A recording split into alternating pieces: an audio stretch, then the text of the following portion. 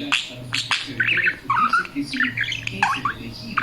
Un experto del fenómeno ovni llegó a este lugar y que no conocido, diciendo que debe comenzar a develar mensajes de otros mundos. Pobrecito mío, lo peor es que le entretuvieron con la entrevista y no llegó a ser